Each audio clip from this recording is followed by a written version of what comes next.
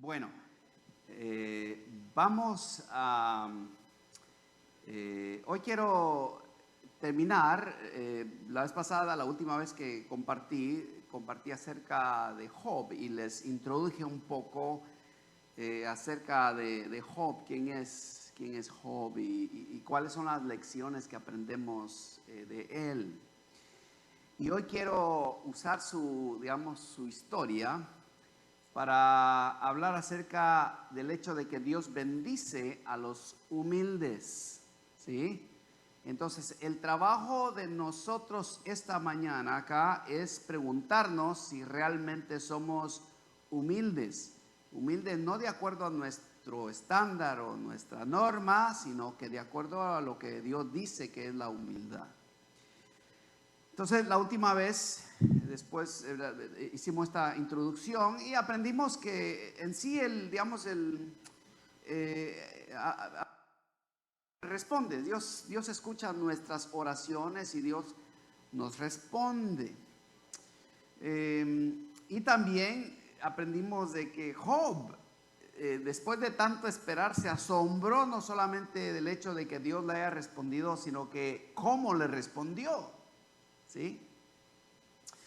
Entonces, para redundar, ¿se acuerdan ustedes que el libro de Job en sí, se enfoca en dos ideas muy básicas y muy esenciales, pero sí muy profundas? Una es que los seres humanos somos incapaces de comprender, fíjense, ¿por qué sufren los justos? Porque cuando, alguien sufre y, es una persona mala, de alguna manera decimos, pues sí está sufriendo ¿verdad? Porque es mala, pero a nosotros nos cuesta comprender por qué, los justos sufren.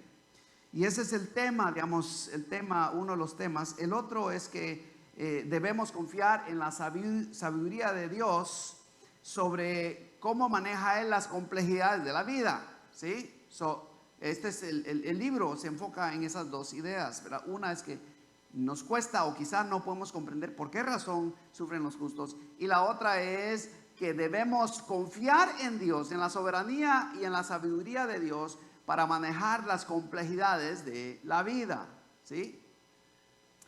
Estas dos ideas, de hecho, se desarrollan a través de la interacción entre Job y sus amigos, más bien, son cuatro amigos: Elifaz, Bildad, Zofar y Eliú. Estos son los cuatro amigos que vienen de alguna manera, según, a consolar a Job, ¿sí? Al final, hasta Job, fíjense, el justo sufriente se equivoca, fíjense, se equivoca porque él, hermanos, necesitaba, fíjense, un encuentro con Dios, un encuentro con Dios. Y lo vemos en el capítulo 42. Vayamos por favor a Job 42 y veamos los versículos 1 al 5. Job 42, versículos 1 al 5. Yo uso el pastor Mauricio y yo usamos la Nueva Biblia de las Américas como una versión más fácil de entender que la Reina Valera, muy excelente también, pero usamos, la Nueva Biblia de las Américas porque es más fácil de comprender. Entonces vemos acá que cuando Job se humilla, su mente transformada. Noten por favor en estos 5 versículos que vamos a leer cómo la mente de Job es transformada. ¿Ok? Vamos a leer este pasaje y luego vamos a orar. Leemos la palabra del Señor en el nombre del Padre, de Jesús el Hijo y del Espíritu Santo. Dice: entonces Job respondió al Señor, después de que Dios le había hablado, ¿verdad? Verso 2: yo sé que tú puedes hacer todas las cosas y que ninguno de tus propósitos pueden ser frustrados. ¿Quién es este que oculta el consejo sin entendimiento? Por tanto, lo que no comprendía, cosas demasiado maravillosas para mí que yo no sabía. Verso 4 dice: escucha ahora y hablaré y te preguntaré y tú me instruirás. Señor, te pedimos que esta palabra caiga en buenos corazones, que nos enseñes tu bendita palabra, Si nos emocionas, brillante, pero lo que queremos es que transformes nuestra mente como tú transformaste la mente de Job. Te pedimos que tu Espíritu Santo nos guíe, que nos unja, que nos purifique y que nos convenza de la verdad. Y que también nos dé convicción de la mentira, a fin de que podamos entender la diferencia entre una y la otra y poder de alguna manera, Señor, ser transformados mientras leemos esta historia y tu interacción con Job. Te lo pedimos en el nombre de Jesús, tu amado Hijo. Amén y amén. Ahora, veamos el versículo 5, ¿verdad? Dice, bueno, esta versión dice, o más bien la Reina Valera dice, de oídas te había oído, ¿verdad? Mas ahora mis ojos te ven, ¿sí? Esta versión dice, ¿verdad? Te había oído, pero he sabido de ti solo de oídas, dice esta versión. Job conocía, fíjense, conocía de Dios por lo que él había oído de sus antepasados. Sabía que Dios había creado el universo, porque de hecho al leer todo el libro de Job nos damos cuenta que él habla de la creación de Dios. Él sabía que Dios había creado el universo, que había creado la tierra y también sus habitantes. Job la entendía o la tenía bastante claro. Sabía que el pecado del hombre había causado el diluvio mundial en los días de Noé, y eso lo vemos también. Job habla respecto a esto. De hecho, se cree que Job fue, digamos, posiblemente el libro más antiguo de toda la Biblia. ¿Sí? Génesis se remonta hasta la creación, pero se asume de que Job fue escrito. Fíjense, no es que sucedió mucho más después de la creación, pero parece ser que Job fue escrito mucho antes de que viniera Moisés al mundo. Entonces, Job, de alguna manera, aunque no sabemos cuándo nació, cuándo murió, no sabemos exactamente dónde vivió, solo se sabe que vivió en Mesopotamia, es lo único que sabemos, ¿sí? Pero fíjense que él sabía estas cosas, igual que nosotros. Quizá nuestra abuela, algunos de ustedes cuando eran niños los llevaron a misa. ¿Alguien fue a misa cuando eran niños o adolescentes o jovencitos? Bueno, los llevaban a misa y los acostumbraban. Les enseñaron algo, vaya. Los introdujeron a Dios. Y aunque tal vez no entendían nada de la misa, pero ahí estaban. Y la abuela decía, tened cuidado, ¿verdad? Cuidado, porque si no te portas bien, Dios te va a castigar. Por lo menos eso le enseñaban a uno, ¿no? Que el temor a Dios, ¿cierto o no? ¿Verdad? Yo no te veo, pero Dios sí te ve. Ten cuidado con lo que haces, mijo, ¿sí? Entonces, todos de alguna manera llegamos al conocimiento de Dios por el testimonio de alguien. Pero, fíjense, hay una enorme diferencia entre oír de Dios, ¿sí? Y conocer a Dios. Job sabía que Dios era soberano sobre su creación, obviamente lo vemos, él lo declara. Sin embargo, Job no conocía a Dios, conocía de Dios, no conocía a Dios. Y la realidad de Job posiblemente era la realidad de algunos de nosotros antes de venir a Jesucristo. O es posible que algunos que están sentados acá están exactamente en los mismos zapatos de Job. Conocen de Dios, pero no conocen a Dios. ¿Sí? ¿Puedes tú saber acerca de Dios? Fíjate. ¿Puedes tú saber acerca de Dios y aún así no conocer a Dios? Muchos de ustedes, como ejemplo del pastor Robaina, ¿sí? Quizá ustedes saben lo que a él le gusta comer porque convivieron con él o lo conocen. Vaya, para que uno sepa qué le gusta comer a alguien es porque ya lo conoce un poquito más, ¿verdad que sí? ¿Sí? Quizá alguno de ustedes conozca, digamos, qué es lo que a él le gusta comer. Es posible también que sepan que él ha estado luchando con un cáncer por 5 años. Es posible que algunos o la mayoría de ustedes sepan eso. Algunos quizás ni siquiera lo sabían, ¿sí? Puede ser que algunos sepan que él es el fundador. De hecho, en Fundamentos 1 se habla acerca de la historia de la iglesia y se habla de que el pastor Leonel Robaina fue el fundador de Manantial de Amor, ¿sí? O tal vez saben que él nació en Cuba. Bueno, y si no saben, pues solo pueden leer ahí la biografía y se dan cuenta, ¿verdad?, de que él nació en Cuba, y quizá algunos de ustedes hasta tienen una foto con él, ¿sí? Tal vez algunos de ustedes le responden a lo que él postea en Facebook, ¿sí?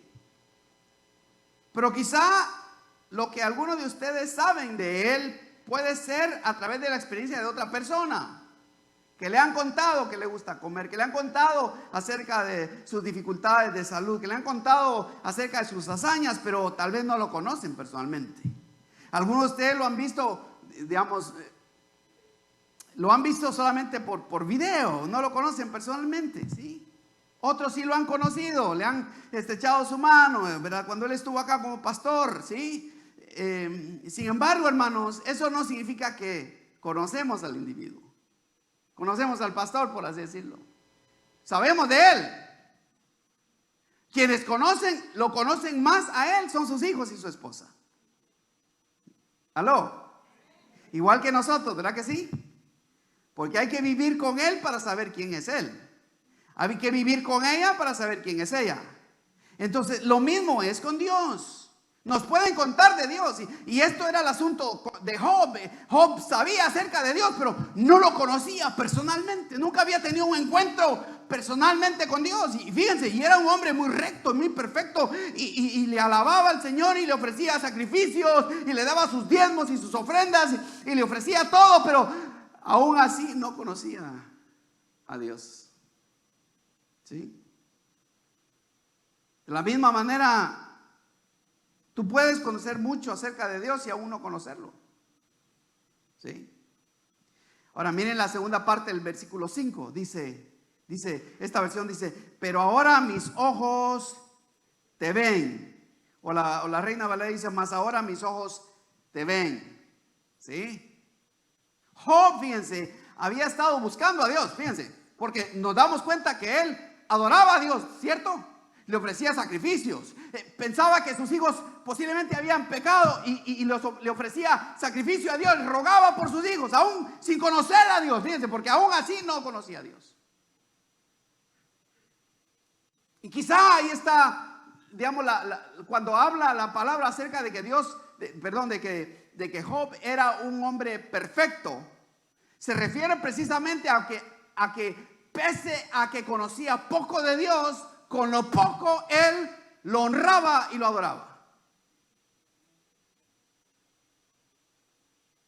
Y sospecho que algunos de nosotros acá sabemos de Dios mucho más de lo que Job sabía. El problema es que a veces nuestro comportamiento no va de acuerdo a lo que conocemos de Dios. No lo conocemos personalmente. Porque para conocer a Dios hay que hablar con Él, hay que tener un encuentro con Él, hay que tener una relación personalmente con Dios. Job había estado buscando a Dios, pero ahora, por primera vez, estaba teniendo un encuentro personal con Dios. Los primeros 37 capítulos de Job se refieren primero obviamente a que Job sufrió y perdió todo. En un solo día perdió a toda su familia, perdió todo su ganado, perdió todas sus pertenencias en un solo día. ¿Sí? Algunos de nosotros tenemos un accidente y sentimos que el mundo se nos viene para abajo. Y tenemos otro carro allá estacionado en la casa, o el de la esposa o del esposo. Sin embargo, sentimos que todo se nos derrumba con un carro que nos choca, con un trabajo que perdemos. Pensamos que el mundo ya se acabó, ¿sí? Con una ropa bonita, nueva, blanca, que metes a la lavadora y resulta que sale roja porque había una ropa ahí ropa bonita. Y decimos, el mundo está destruido. Pensamos que es el fin de todas las cosas, y no es cierto. Algunas de ustedes, hermanas, esta mañana andaban corriendo a ver qué se ponían, y alguien dijo, dijo una hermana, no tengo nada que ponerme. Tenía el closet lleno de ropa. ¿Sí? Realmente lo que ella estaba diciendo es que la ropa que ella quería ponerse hoy para venir al culto no estaba en su closet, sino que está todavía en el mall. ¿Sí? A eso se refiere la mujer cuando dice no tengo nada que vestirme. ¿Sí? No, o no tengo suficiente, no tengo zapatos que ponerme. No, se refiere a que los zapatos todavía están allá en la tienda. A eso se refiere. ¿Sí? Ahora Job, ¿verdad? Job estaba teniendo un encuentro con Dios después de que lo perdió todo, hermanos, todo. Su mujer lo vio sufrir y lo dijo, mira Job, o sea, Dios no te quiere, hombre. Toda tu religión y toda tu fe es mentira, porque si Dios fuera bueno, ya te hubiera rescatado. ¿Sabes qué? Mejor maldice a Dios y muérete, vaya. O sea, déjame en paz, ¿sí? O sea, ni siquiera te divorcies, mejor muérete de una vez, ¿verdad? Muérete de una vez. Job lo había perdido todo. Y por 37 capítulos, él le pregunta a Dios, ¿por qué yo siendo justo estoy padeciendo? Esa es la pregunta de Job. Y de hecho, la acusación de los amigos también era, ¿por qué si tú siendo justo estás padeciendo? O sea, algo malo hiciste, confiésalo. Ese es el argumento. Y ambos estaban errados, por cierto. El testimonio de conversión de otra persona, o la curación de otra persona, o la victoria de otra persona no pueden sustituir el encuentro personal con Dios. La historia de alguien más no puede sustituir tu historia. Nadie, por más que haya tenido un encuentro poderoso con Dios, eso no puede ser sustitución para tu encuentro con Dios. Es bueno oír eso, pero eso no es suficiente. Todos necesitamos un encuentro personal con Dios. Una de las razones por las que testificar del evangelio no es tan efectivo es porque no tenemos evidencias de un encuentro personal con Dios. Cuando una persona se presenta, miren, a declarar, a favor de un acusado allá en la corte, fíjense, el tribunal le pregunta si conoce al abogado. El juez le pregunta si conoce al abogado, si conoce al acusado, perdón. Le preguntan. Y durante el interrogatorio del fiscal, o sea, el que está tratando de llevar a la cárcel al acusado, debe demostrar que es un testigo fiable. Y de hecho, algunas personas le dicen, cuando es, un crimen, les dice, ¿pudieras decir qué te pasó? Y ya cuenta, pues esto, me hicieron esto y esto. Y dice, ¿y dónde está esa persona? ¿Verdad? Y el testigo tiene que decir, está aquí. Y puedes decirme, ¿a dónde está la persona? Podrías apuntar a la persona que te hizo esto. ¿Por qué? Si todos saben que este es acusado, ¿para qué tiene que decirle eso? Si es obvio. Lo que pasa es que tiene que ser un testigo fiable. Tiene que decir, ese fulano fue el que me hizo esto. Esa mujer fue la que me sacó el cuchillo. Ese hombre fue el que ¿verdad?, arremetió contra mí. Tiene que apuntarle el dedo para ser un testigo fiable. En otras palabras, a mí me consta por mis propios ojitos de que la persona que me hizo el daño está sentada allí, precisamente. ¿Sí? Y entonces, nosotros, hermanos, para conocer a Dios, tenemos que ser testigos fiables. Por esa razón es que a veces, nuestro testimonio no es impactante. Venimos a la iglesia, damos nuestros diezmos, nos vamos a casa de lunes a viernes, algunos a sábado, algunos hasta domingo, pero vaya, por lo menos los sabáticos trabajan hasta el sábado, ¿verdad? Trabajan, llegan a la casa así cansados, algunos todavía tienen energía. Algo, se baña, se va a la cama, se duerme, se levanta temprano y va corriendo otra vez. Y ese es el lunes, martes, miércoles, jueves, viernes. Esa es la rutina que tenemos a veces. ¿Verdad que sí? ¿Sí? Y venimos a la iglesia, obviamente, ¿sí? Pero a veces en nuestro trajín, en nuestro correr, nos olvidamos de Dios. No conocemos a Dios. Y leer meramente la Biblia, esto es sumamente importante. Es posiblemente lo más importante que podamos hacer. Pero hay que conocer al Dios de la Biblia. No solamente por esa razón, no es suficiente meramente venir a la iglesia. ¿Sí? Hay que conocer a Dios. Testificar en nombre de Dios sin conocer a Dios no es persuasivo. Muy pocas personas te van a creer tu testimonio si no conoces a Dios. La prueba del evangelio es tan clara, hermanos y hermanas, en el testimonio de los testigos. Miren lo que dice Juan 4, 39 al 42. Y de aquella ciudad, muchos de los samaritanos creyeron en él por la palabra de la mujer, hablando de la samaritana, que daba testimonio diciendo, ella decía esto, miren, dice, él me dijo todo lo que yo he hecho. O sea, le leyó todas las cartas, ¿verdad? Dice, de modo que cuando los samaritanos vinieron, rogaban a Jesús que se quedara con ellos. Y él se quedó allí 2 días. Muchos más creyeron por su palabra y decían a la mujer, ya no, fíjense, ya no creemos por lo que tú has dicho, porque nosotros mismos hemos oído y sabemos que este es en verdad el Salvador del mundo. ¿Sí? ¿Puedes tú decir lo mismo del Señor? ¿Puedes tú decir lo mismo? Ya no creo solamente por la predicación del pastor, ya no creo por el testimonio de mi hermano, sino que yo mismo.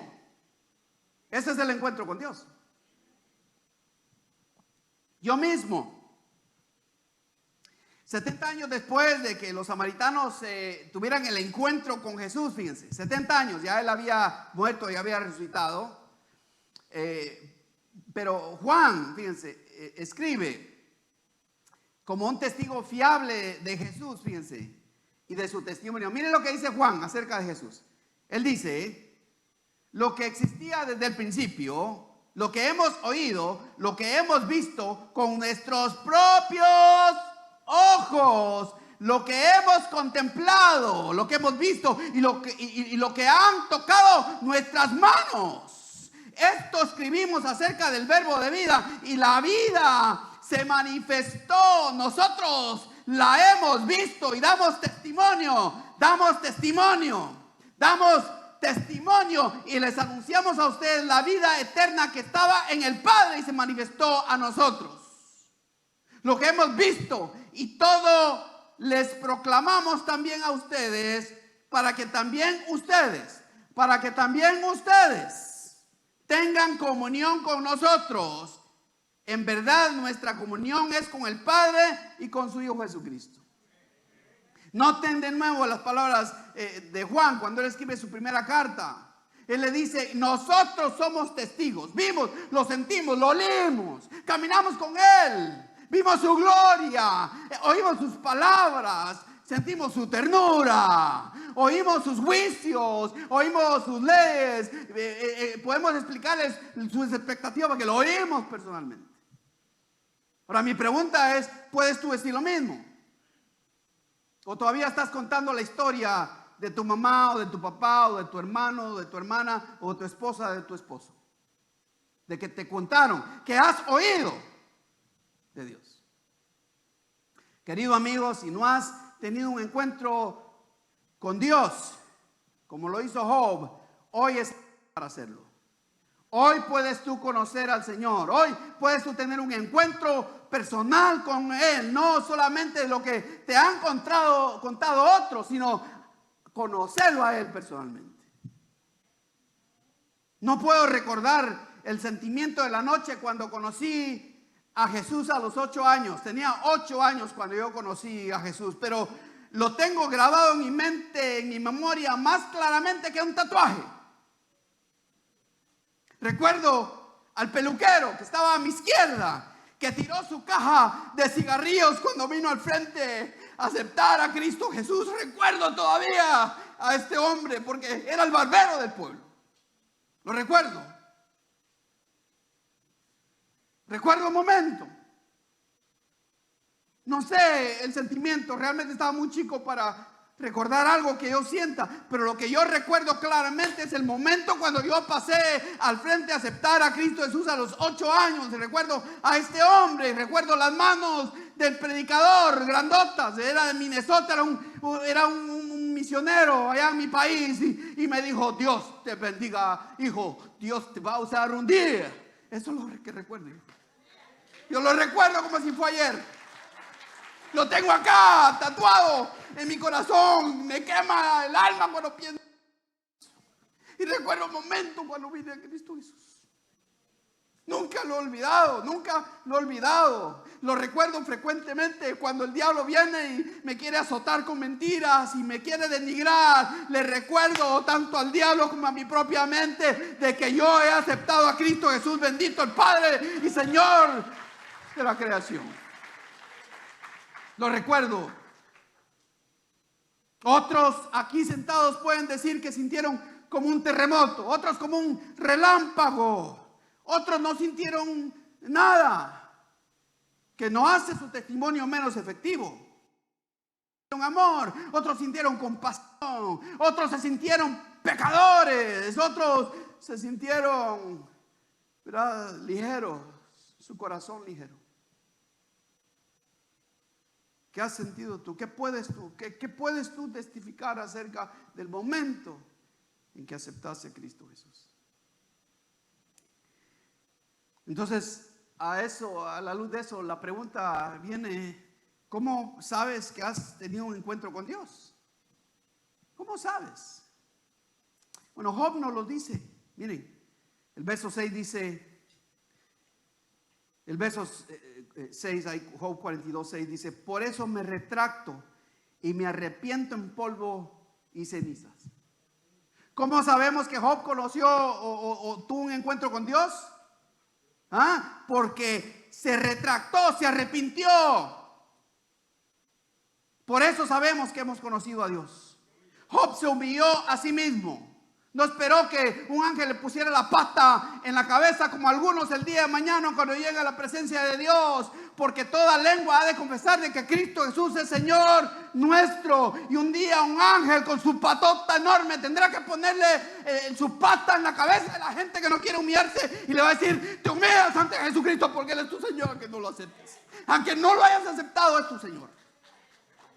Un día todos vamos a testificar de ese momento.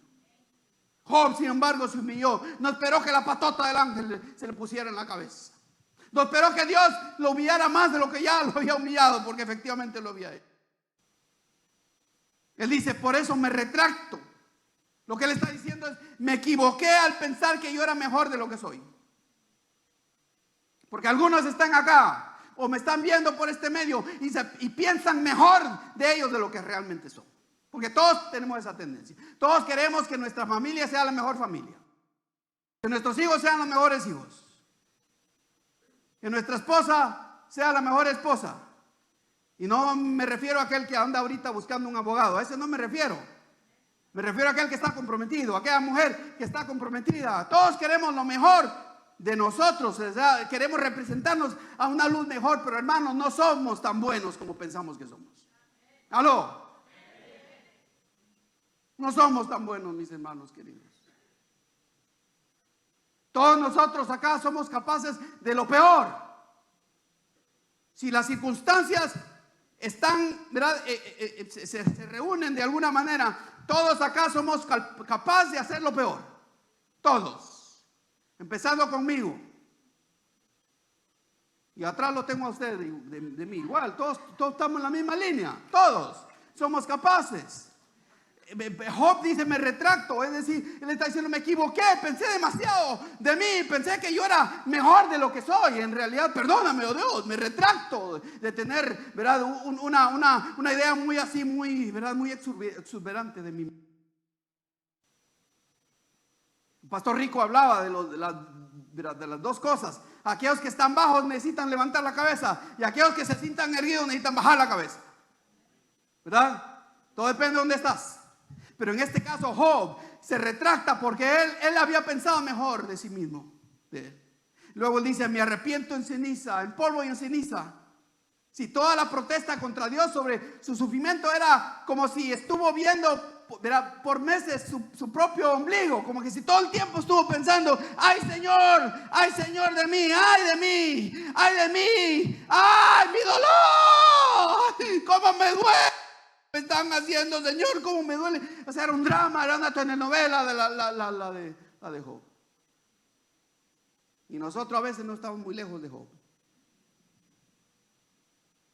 ¿Aló?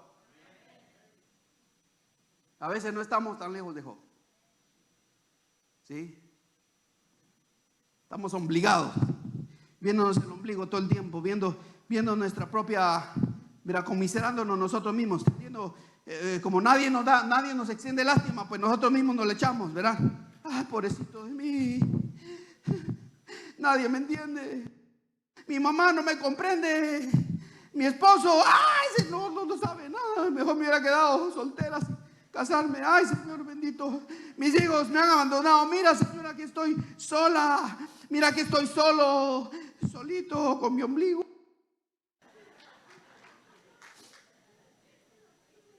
¿Sí?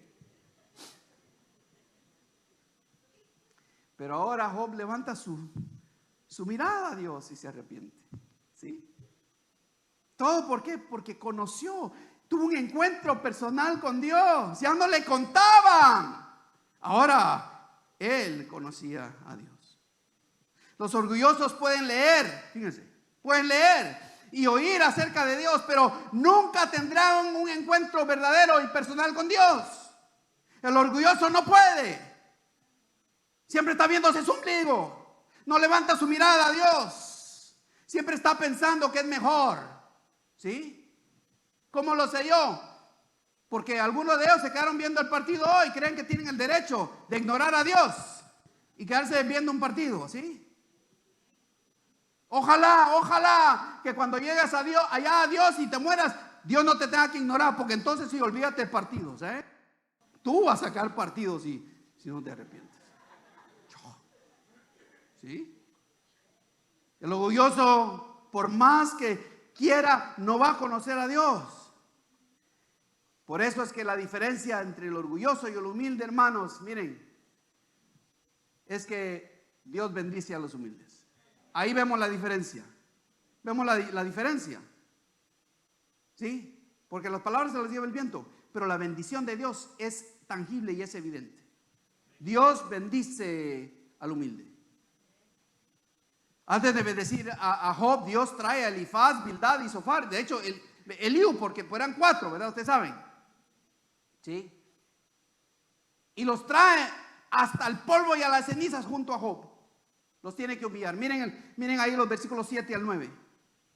Dice el 7, dice: después que el Señor habló estas palabras a Job, el Señor dijo a Elifaz, el tamanita: se ha encendido mi ira contra ti y contra tus amigos, porque no han hablado de mí lo que es recto, como mi siervo Job.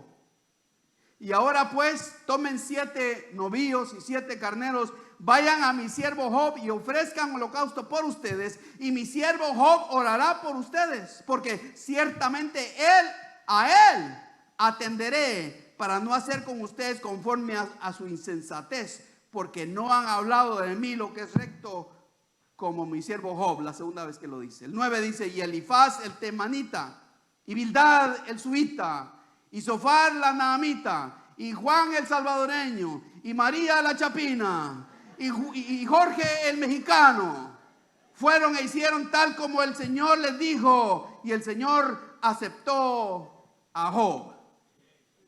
Dios humilla a los amigos de Job, haciendo que se traguen sus propias palabras, porque estaban equivocados desde el momento que abrieron su boca. Estaban bien siempre y cuando estaban en silencio. El problema cuando abrieron la boca. Ese problema nuestro. Eso es lo que a mí me mete en problemas, mi boca. Lo que a ti te mete en problemas es tus labios. Dios hace que busquen el perdón a través de la misma persona a la que habían injuriado. Los manda de regreso a la persona que los había injuriado. El versículo 7 Dios dice, no han hablado de mí lo que es recto como mi siervo Job. Pero ellos no pueden traer, digamos, fíjense, ellos no pueden, Dios no les dice, miren, arrepiéntanse. Ellos no pueden hacer una oración privada donde están sentados para pedir perdón y luego irse a casa. No. Tienen que ir al mismo que habían acusado de estar lejos de Dios. Tienen que ir de regreso a Job. Porque Dios no va a aceptar otra acción. Dios quiere que sus amigos experimenten, fíjense, la reconciliación con Dios a través de la reconciliación con Job. ¿Se dan cuenta? Dios, a veces la manera en que Dios te quiere perdonar, Dios está dispuesto a perdonarles en todo momento, perdonarnos en todo momento. Pero Dios utiliza otra persona, utiliza la persona a la cual ofendimos a fin de extendernos el perdón. Y por eso Dios manda a ellos a que le pidan perdón a Job, para que ellos puedan experimentar la reconciliación con Dios a través de reconciliarse con Job. Deben humillarse ante Job, no solo ante Dios, fíjense. Pero el perdón funciona de ambas vías, ustedes saben, porque se pide pero también se obsequia. ¿Verdad que sí? ¿Sí? Primero Dios envía a los amigos a pedirle perdón a Job y Job ora por ellos. Elifaz, Bildad, Zofar están motivados, fíjense, por su autopreservación, porque Dios les dijo, miren, si ustedes no van y piden perdón, los voy a partir en dos. ¿Cómo lo sabemos? Dice que Dios estaba ardiendo en ira para destruirlos. Y a veces no pensamos en eso. Tomamos a Dios muy ligeramente. Y no entendemos que Dios está a punto de hacer juicio. Y nosotros no pensando realmente en las consecuencias. Pero si supiéramos del juicio de Dios, créanme que viviríamos una vida de arrepentimiento mucho más franca y más profunda y más clara. Ofenderíamos menos a las personas y pediríamos perdón rápido, sabiendo de que Dios va primero a juzgar a sus hijos.